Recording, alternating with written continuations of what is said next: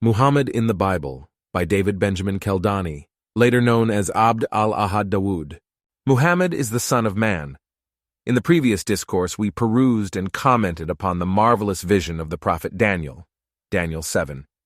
We saw how the four beasts that represented the four kingdoms succeeding one another were the powers of darkness, and how they persecuted the Jews and the early church of Jesus, which was constituted of true believers in the one God. We also remarked that those powers were pagan and allegorically described as ferocious brutes. Further, we saw that the 11th horn, which had eyes and mouth, which uttered blasphemies against the Most High, had fought and overcome his saints, had changed the times and the law of God, could be no other than Constantine the Great, who in A.D. 325 promulgated his imperial rescript proclaiming the creed and the decisions of the Nicene General Council. In this article, let us follow our researches patiently with regard to the glorious the Son of Man, who was presented upon the clouds to the Most High, to whom was given the honor and kingdom forever, and who was commissioned to destroy and annihilate the terrible horn. Now let us proceed forthwith to establish the identity of this Son of Man. Before finding out who this Son of Man is, it is but essential that we should take into consideration the following points and observations. When a Hebrew prophet predicts that all the nations and peoples of the earth shall serve him, that is the Son of Man, or the people of the saints of the Most High, we must understand that he means thereby the nations mentioned in Genesis 15:18, 21, and not the English, the French, or the Chinese nations. By the phrase, the people of the saints of the Most High, it is understood to mean first the Jews, and then the Christians who confessed the absolute unity of God, fought and suffered for it until the appearance of the Son of Man and the destruction of the horn. After the destruction of the horn, the people and the nations that will have to serve the saints of God are the Chaldeans, Medo-Persians, Greeks, and the Romans, the four nations represented by the four beasts that had trod upon and invaded the Holy Land. From the Adriatic to the walls of China, all the various nations have either as Muslims received the homage or as unbelievers served the Muslims, who are the only true believers in the one God. It is remarkable to realize the significant fact that God often allows the enemies of his true religion to subdue and persecute his people because of two purposes. First, because he wants to punish his people for their lethargy, drawbacks, and sins. Secondly, because he wishes to prove the faith, the patience, and the indestructibility of his law and religion, and thus to allow the infidels to continue in their unbelief and crime until their cup is full. God in due time himself intervenes on behalf of the believers when their very existence is on its beam ends. It is to be noted that the Jews were the chosen people of God until the advent of Jesus Christ. In the eyes of the Muslims, neither the Jews nor the Christians have a right to claim the title of the people of the saints of the Most High, because the former reject Jesus altogether, while the latter insult him by deifying him. Moreover, both are equally unworthy of that title because of their refusing to recognize the last prophet who has completed the list of the prophets. We shall now proceed to prove that the Son of Man who was presented to the Ancient of Days and invested with power to kill the monster was no other than Muhammad, whose very name literally means the praised and illustrious. Whatever other person you may try to invent in order to deprive the august apostle of Allah of this unique glory and majesty bestowed on him in the divine court, you will only make yourselves ridiculous. And this for the following reasons. We know that neither Judaism nor Christianity has any particular name for its faith and its system. That is to say, neither the Jews nor the Christians have any special name for the doctrines and forms of their faith and worship. Judaism and Christianity are not scriptural, nor authorized either by God of the founders of those religions. In fact, a religion, if true, cannot properly be named after its second founder, for the real author and founder of a true religion is God, and not a prophet.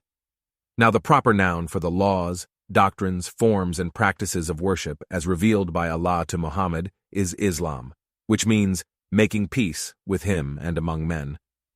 Mohammedanism is not the proper appellation of Islam, for Muhammad, like Abraham and all other prophets, was himself a Muslim, and not a Mohammedan. Judaism means the religion of Judah, but what was Judah himself? Surely not a Judaist. And similarly, was Christ a Christian or a Jesuit? Certainly neither of them. What were, then, the names of these two distinct religions? No names at all. Then we have the barbarous Latin word, religion, meaning the fear of the gods. It is now used to express any mode of faith and worship. Now, what is the equivalent word for religion in the Bible? What expression did Moses or Jesus use to convey the meaning of religion? Of course, the Bible and its authors make no use of this word at all. Now, the scriptural term used in the vision of Daniel is the same as applied repeatedly by the Quran to Islam, namely din, and in the Quran, din, which means judgment. God on his tribune is the judge. Let us read the description of this celestial court of judgment. The tribunes are set, the books are opened, and the judgment is established. By the books is to be understood the preserved table, wherein the decrees of God are inscribed, from which the Quran was transcribed and revealed by the angel Gabriel to Muhammad, and also the books of accounts of every man's actions. It was according to the decrees and laws of God contained in that preserved table and the wicked actions of the horn that the judge condemned it to death and appointed Muhammad to be Lord, to destroy the monster. How can it, then, be at all possible that any man other than Muhammad could be meant by the appearance of a Son of Man in the presence of the Most High?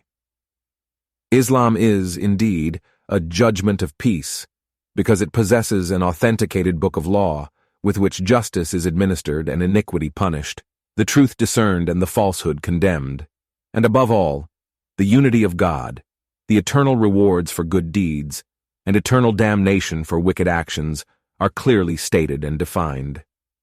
In English, a magistrate is called justice of peace, that is to say, a judge of peace. Now this is in imitation of a Muslim judge, who settles a quarrel, decides a case, by punishing the guilty and rewarding the innocent, thus restoring peace. This is Islam and the law of the Quran. It is not Christianity nor the gospel, for the latter absolutely forbids a Christian to appeal to a judge, however innocent and oppressed he may be. Matthew 25, 26, 38, 48.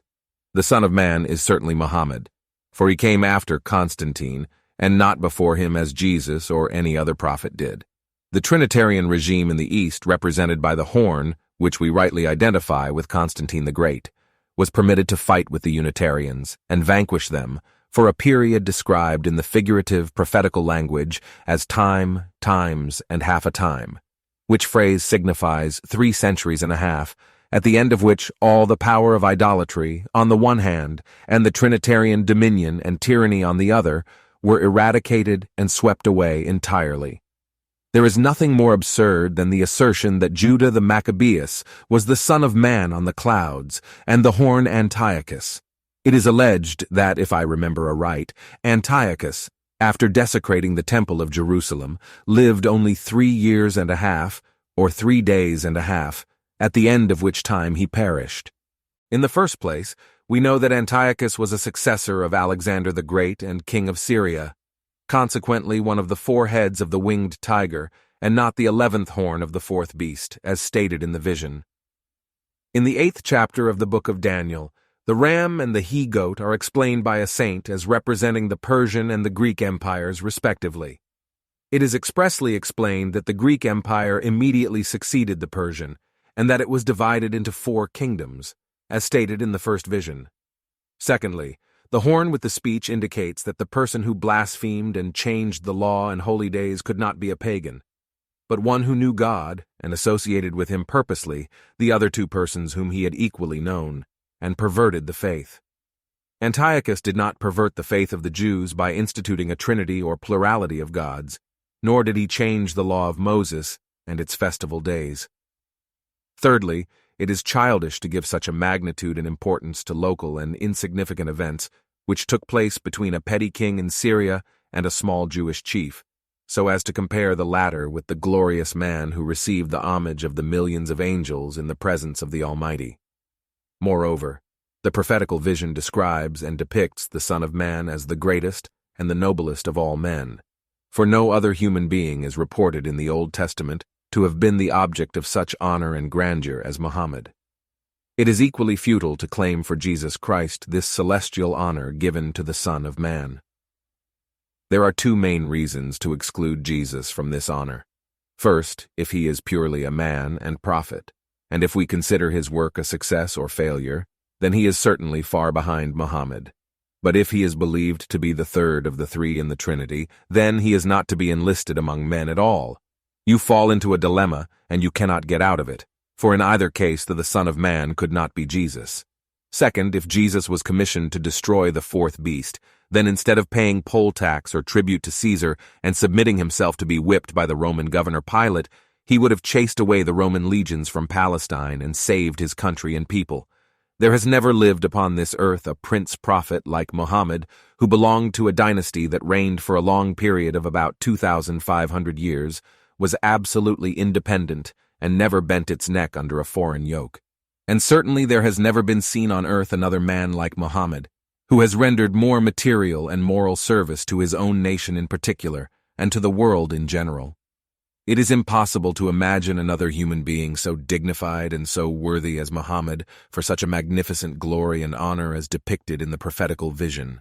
Let us just compare the great prophet Daniel with the Son of Man he was beholding with awe and wonder. Daniel was a slave or captive, though raised to the dignity of a vizier in the courts of Babylon and Susa. He worshipped an angel, but was forbidden. What would, in the presence of the Almighty, be his position when compared with Muhammad, who would be crowned as the Sultan of the prophets, the leader of mankind, and the object of the angels' homage and admiration? Small wonder that the prophet David calls Muhammad my Lord in Psalm 110. It is no wonder to find that on his night journey to heaven, Muhammad was received with the highest honors by the Almighty, and invested with power to extirpate idolatry and the blasphemous horn from countries given by God to him and to his people as an everlasting heritage. Another most amazing feature in this prophetical vision is, according to my humble belief, that the sight of a Son of Man upon the clouds and his presentation to the Almighty corresponds with and is simultaneous with the night journey of the prophet Muhammad. In other words, this second part of the vision of Daniel is to be identified with the night journey. There are indeed several indications both in the language of Daniel and in the sacred hadith, or traditions of the Apostle of Allah, which lead me to this belief. The Quran declares that during that night journey, God transported his servant from the sacred mosque at Mecca to the farther temple of Jerusalem. He blessed the precincts of that temple, then in ruins, and showed him his signs. Quran chapter 17. It is related by the Holy Prophet that at the Temple of Jerusalem he officiated in his capacity of the Imam, and conducted the prayers with all the company of the prophets following him. It is further related that it was from Jerusalem that he was carried up unto the seventh heaven, being accompanied by the spirits of the prophets and angels, until he was taken to the presence of the Eternal. The modesty of the prophet which forbade him to reveal all that he saw, heard, and received from the Lord of hosts is made good by Daniel, who narrates the decision of God's judgment. How glad must have been the holy souls of the prophets and the martyrs who had been persecuted by those four beasts, especially more so when they saw the decree of death being pronounced by the Almighty against the Trinitarian regime of Constantine and the seal of the prophets being commissioned to kill and annihilate the uttering horn. It will also be remembered that this vision was seen as well during the same night in which took place the journey of the Son of Man from Mecca to the heavens. From the testimony of Daniel, we must admit that Muhammad's journey was corporeally performed, a thing of no impossibility to the Omnipotent. St. Paul also mentions a vision he had seen 14 years before of a man who had been taken up into the third heaven and then unto paradise, where he heard and saw words and objects that could not be described. The churches and their commentators have believed this man to be St. Paul himself. Although the language is such as to convey to us the idea that he himself is the man, yet out of modesty it is that he keeps it a secret lest he should be considered a proud man. 2 Corinthians 12, 1, 4.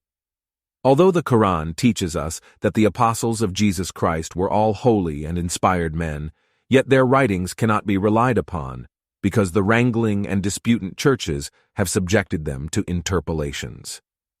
That Paul does not reveal the identity of the person seen by him in the vision, and that the words which he heard in paradise cannot be spoken and no man is permitted to speak them, shows that Paul was not himself the person who was taken up to heaven. To say that Paul, for reason of humility and out of modesty, does not praise himself is simply to misrepresent Paul. He boasts of having rebuked St. Peter to his face, and his epistles are full of expressions about himself which do rather confirm the idea that Paul was neither humble nor modest. Besides, we know from his writings to the Galatians and the Romans what a prejudiced Jew he was against Hagar and her son Ishmael. The glorious person he saw in his vision could be no other than the person seen by Daniel. It was Muhammad that he saw, and durst not report the words which were spoken to him by the Almighty, because on the one hand he was afraid of the Jews, and because on the other he would have contradicted himself for having glorified himself so much with the cross and the crucified. I am half convinced that Paul was allowed to see the Son of Man whom Daniel had seen some 6 centuries before, but the angel of Satan, who was continually pouring blows upon his head, 2 Corinthians 12:7, forbade him to reveal the truth. It is an admission by Paul that the angel of Satan, as he calls him, prohibited him from revealing the secret of Muhammad, whom he had seen in his vision. If Paul was a true righteous servant of God, why was he delivered into the hands of the angel of the devil, who was continually beating him on the head? The more one reflects on the teachings of Paul, the less one doubts that he was the prototype of Constantine the Great. In conclusion, I may be permitted to draw a moral for the non-Muslims from this wonderful vision of Daniel. They should take to heart a lesson from the fate which befell the 4 beasts, and particularly the horn, and to reflect that Allah alone is the one true God, that the Muslims alone faithfully profess his absolute unity, that he is aware of their oppressions, and that they have their Sultan of the Prophets near to the throne of the Most High.